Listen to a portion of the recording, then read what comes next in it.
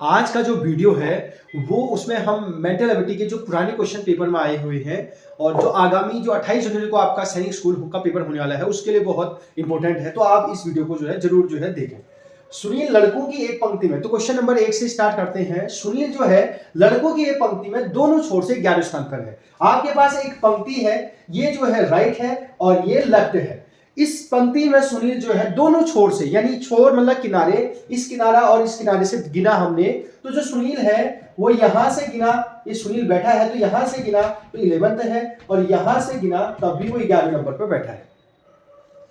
तो उस पंक्ति में कुल कितने लड़के, यानी ये इस पंक्ति में जो बच्चों की संख्या है वो कितनी है आपको पूछ रहा है। यानी उसका दाएं से क्रम भी 11वां है, बाएं से क्रम भी जो है 11वां है, दाया बाया दोनों ओर से 11वां है। तो आपको दिया है जो उसका राइट से क्रम है वो 11वां है और बाएं से जो क्रम है वो भी 11वां है। हमें पूछ रहा है कुल बच्चे, तो कुल बच्चे का जो फॉर्मूला होता है, तो कुल स्टूडेंट जो होते हैं दाया प्लस बाया -1, तो टोटल स्टूडेंट यानी जो टोटल यानी कुल बच्चे बराबर, तो आप इसको पोएम से भी कर सकते हैं, दाया बाया जोड़ दो -1, जितना आया उसमें से 1 घटा दो, तो कुल बच्चे बराबर दाएं से क्रम प्लस बाएं से क्रम और -1 कर देंगे। तो दाएं से क्रम है 11वां प्लस बाएं से क्रम है, आज दोनों ओर से 11वां है, प्लस 11 -1, तो कुल बच्चे बराबर 11 में 11 को 11 में 11 को ऐड कर देंगे तो 22 में से 1 घटा देंगे तो 21।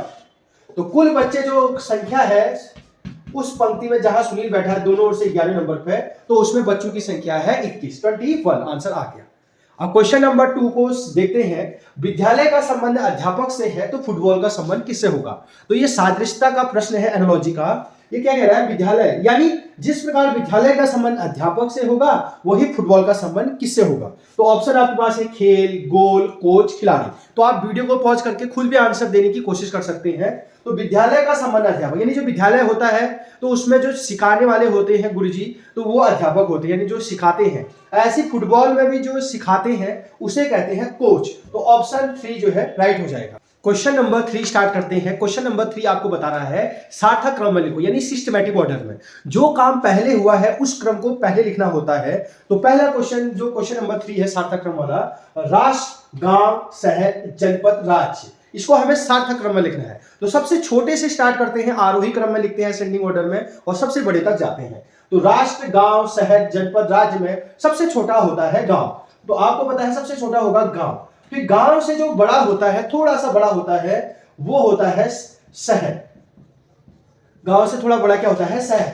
शहर से थोड़ा और बड़ा होता है जनपद और जनपद से बड़ा होता है राज्य और राज्य से बड़ा होता है राष्ट्र।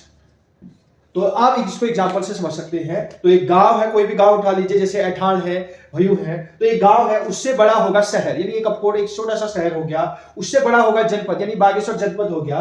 उससे बड़ा हो गया उत्तराखंड राज्य और एक राष्ट्र हो गया। यदि 26 जनवरी 2019 को सोमवार है तो 26 जनवरी 2014 को क्या दिन होगा। तो आप जब जानते हैं कि जब डेट और मंथ सेम होते हैं, यहां भी 26 जनवरी, यहां भी 26 है, डेट सेम है, यहां भी मंथ सेम है जनवरी, यहां भी मंथ सेम है, यहां ईयर चेंज हो गया, 19 को यहां 14 लिख दिया। तो जब भी मंथ सेम होते हैं, डेट सेम होते हैं, ईयर चेंज होता है, तो आप क्या करते हैं इस प्रकार के क्वेश्चन में, आप अगर यहां 19 से 14 जा रहा है, आपको पता है पीछे जा रहा है, तो पीछे जा रहा है तो 1 साल घटता है। और जब ऑर्डिनरी ईयर होगा, साधारण वर्ष होगा, अगर लीप वर्ष होगा तो 2 साल घटेंगे। तो आपको दोबारा बता देता हूं, जब 1 साल पीछे जा रहे होते हैं 2019 से 18 में जाएंगे तो जो डेट होता है वो 1 घटता है और अगर लीप वर्ष होगा तो 2 घटेगा। तो क्वेश्चन को स्टार्ट करते हैं। 26 जनवरी 2019 को सोमवार है, ये आपको दिया है।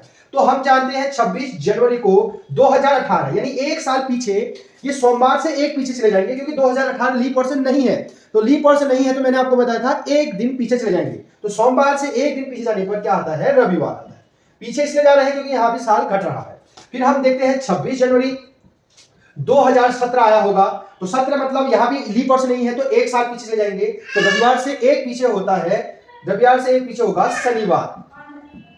फिर हम जाएंगे 26 जनवरी 2016, तो 26 जनवरी 2016 जाएंगे तो 16 जो होता है लीप वर्ष है, तो लीप वर्ष में दो पीछे जाते हैं। तो शनिवार से हम 2 पीछे जाएंगे, तो शनिवार से 2 पीछे जाने पर मिलता है शुक्र और बृहस्पतिवार। तो यहां पर आ जाएगा बृहस्पतिवार। यहां 2 पीछे इसलिए गए क्योंकि 2016 क्या था, लीप वर्ष था। तो शुक्रवार, बुधवार, बृहस्पतिवार। तो अब फिर हमें देखना है 26 जनवरी 2015। अब 15 लीप वर्ष नहीं है तो फिर एक पीछे जाएंगे, तो बृहस्पति से एक पीछे जाने पर आएगा बुधवार।